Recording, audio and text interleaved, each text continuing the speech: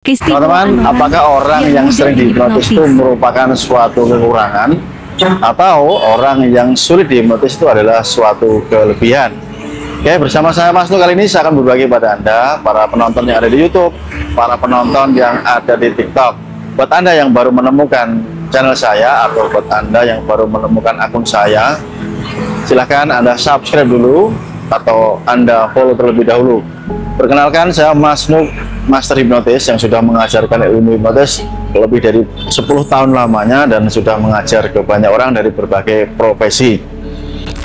Tentu Anda penasaran, ya, Anda mungkin beranggapan, wah gak enak ya dihipnotis, ya, kayaknya orang yang dihipnotis ini seperti bahan untuk lucu-lucuan. Contohnya ketika teman-teman melihat ada orang yang dihipnotis, kemudian diberikan sugesti yang menghibur, ya, lucu-lucuan, kemudian Anda beranggapan, saya nggak mau dihipnotis nih, ya, karena Anda merasa nanti akan dipermalukan.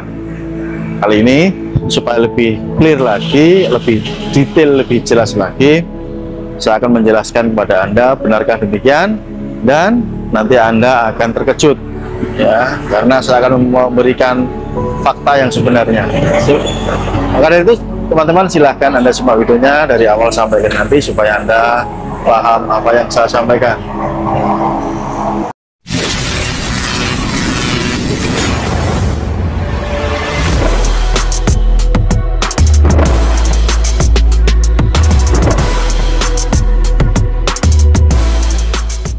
Sebelum saya membuat videonya, sangat terima kasih buat Anda yang sudah mendaftar di kelas privat My Hipnotis ataupun buat teman-teman yang sudah ikut di kelas privat My Hipnotis.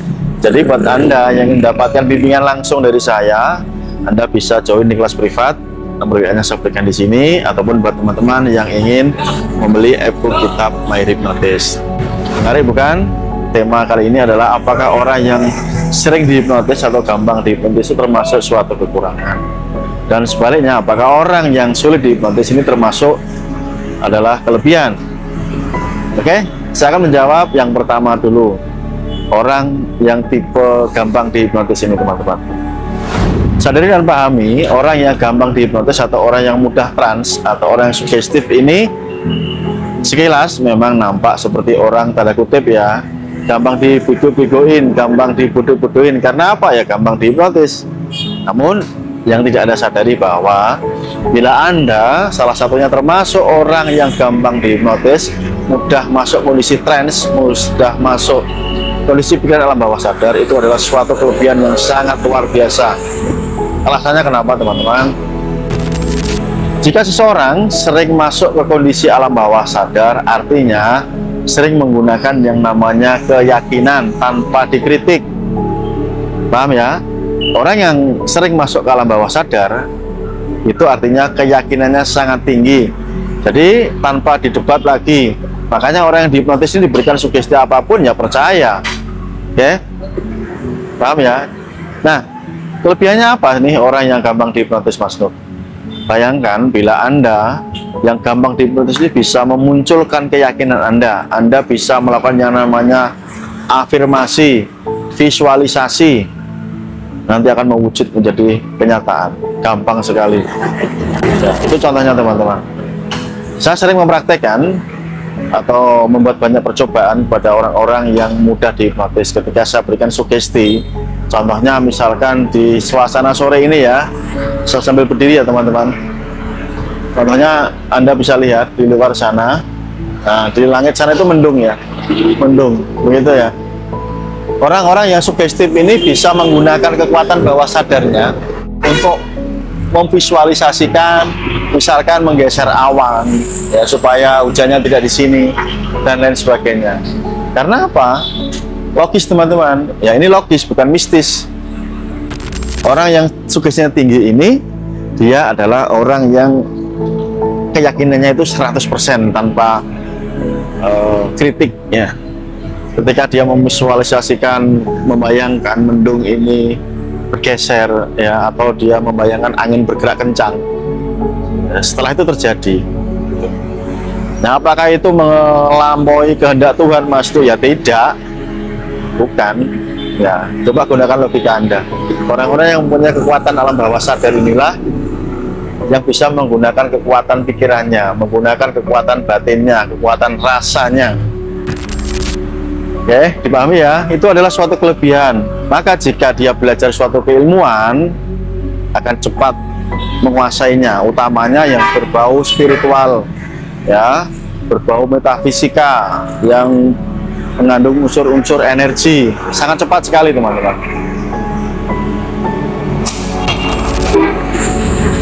Nah, sekarang kebalikannya, bagaimana Mas Nuk dengan orang yang sulit dihipnotis atau orang yang kritikalnya tinggi? Apakah itu suatu kelebihan? Di sisi lain memang suatu kelebihan. Alasannya apa? Karena tidak mudah diberikan sugesti. Jika sugesti itu jelek kan itu sebagai alat untuk pelindung diri, ya.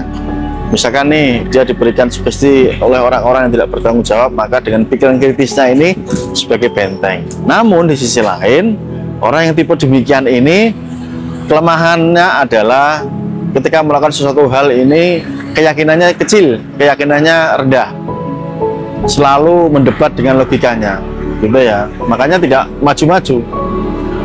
Contoh, orang yang kritikalnya tinggi ketika belajar hipnotis, ya ilmu dasar ya paling gampang ya, hipnotis itu, kenapa kok bisa, kenapa, coba kamu praktekkan, coba gini. Ya kadang-kadang didebat. Tapi orang yang sugestinya tinggi langsung nurut aja, coba kamu praktekkan gini, jalan jadi, gitu ya. Jadi kesimpulannya teman-teman, orang yang gampang dihipnotis tentu mempunyai kelemahan, yaitu gampang disugesti. Kalau sugestinya itu negatif ya bahaya, karena nanti bisa menjadi belief yang tidak baik buat dirinya. Namun bila dia menggunakan potensi alam bawah sadarnya tersebut untuk memberdayakan dirinya, merupakan kelebihan yang dahsyat karena bisa melejakkan pikiran bawah sadarnya, mengeluarkan kekuatan batinnya, gitu-gitu ya teman-teman.